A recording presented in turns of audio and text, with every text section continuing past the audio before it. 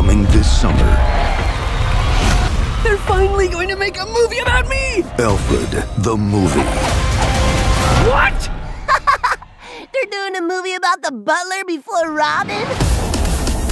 Every other superhero has had their own movie, and it is time for the Teen Titans to have theirs. So they go to Hollywood to make it happen. Lights, cameras, And magic.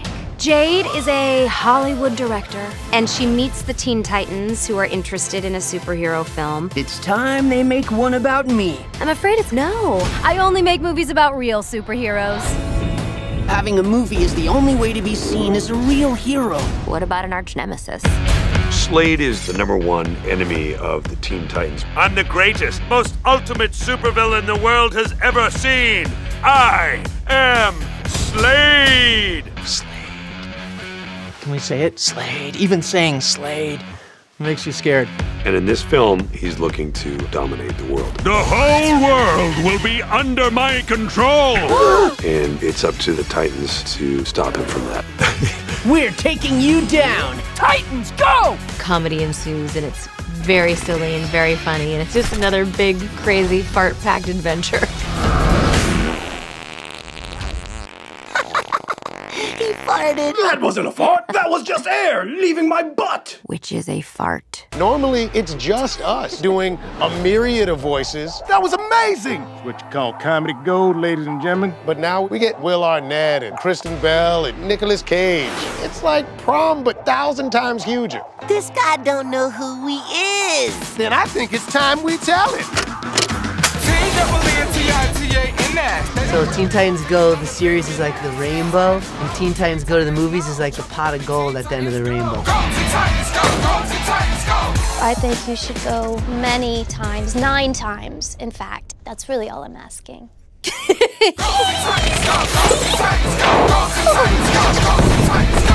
gonna be bigger booms, bigger villains. We're bigger.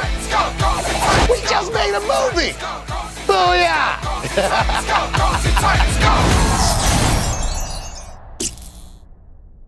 Hey animation fans, did you like the video?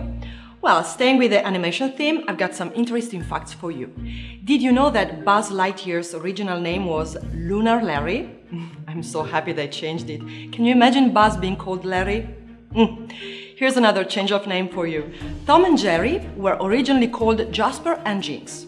Did you also know that DreamWorks Studios stopped producing 2D animated films after Sinbad Legend of the Seven Seas?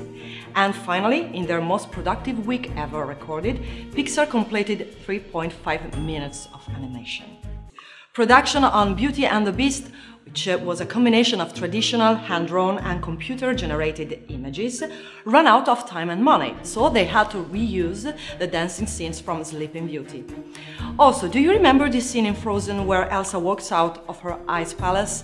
Well, it took 132 hours, more than 5 days to generate, and that's not including the time it took to draft, draw, and create. Now, I love a good animated movie, as I'm sure you do, but have you ever noticed that a lot of cartoon characters have 4-fingered hands instead of 5? The reason is simple. Hands with 4 fingers are easier to draw and animate.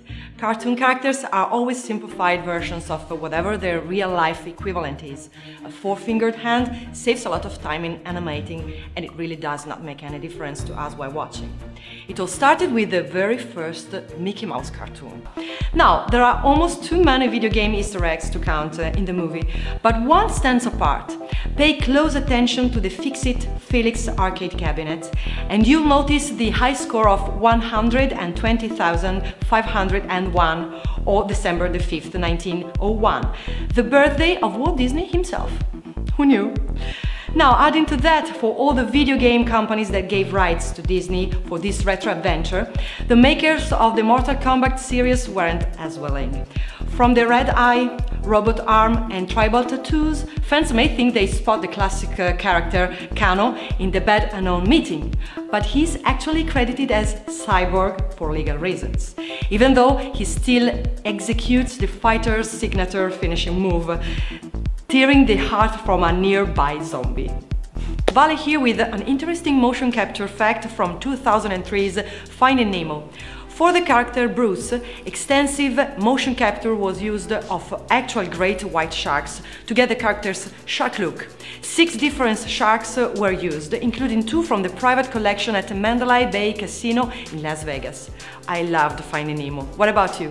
Now, after seeing the movie, audiences didn't know what to make of Toothless, the movie's titular dragon, since he doesn't fit the usual design of the flying fire breathers. He was originally going to look more like a wolf and closer to a traditional dragon. But when a team member's screensaver of a black leopard popped up, the design was changed immediately. But for all the movie's fans, Pixar boss John Lasseter wasn't among them. When he took the reins for Disney Animation as a whole, he let the directors Chris Sanders and Dean DeBlois go. DreamWorks swooped in, landing the duo, and the title has been one of their most successful properties today. Did you know that Pumbaa in The Lion King was the first character to fart in a Disney movie? Just fits in perfect with the character, don't you think? I wonder who the second character was. Yeah, so I'm the first to fart in FilmIsNow. Did you know that the man who served as the voice of Walt Disney's iconic Mickey Mouse for over 30 years, Wayne Owine, was married to the woman who voices Minnie Mouse, Rosie Taylor? The two were married for nearly 2 decades until Wayne Owine passed away in 2009. Oh, isn't that sweet? Did you know that Nemo first made his appearance in Monsters, Inc. as one of Boo's toys? That was 2 years before Finding Nemo was released.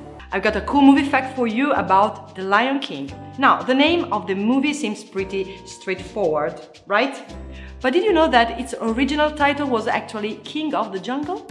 Marketing materials and merchandise had even been made before the studio realized lions don't live in the jungle.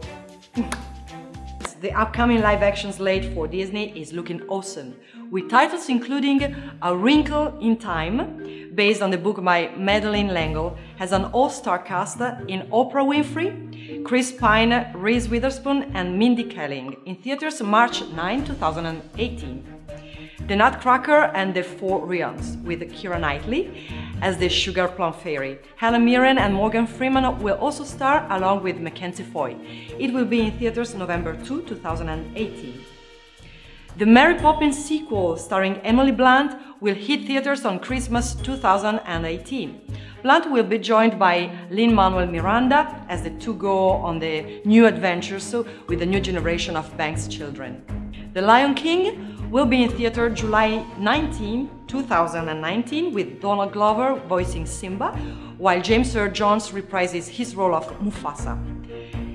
Tim Burton's live-action version of Dumbo has been set for a March 29, 2019 release. Guy Ritchie is set to direct the live-action version of Aladdin, with Will Smith as Genie.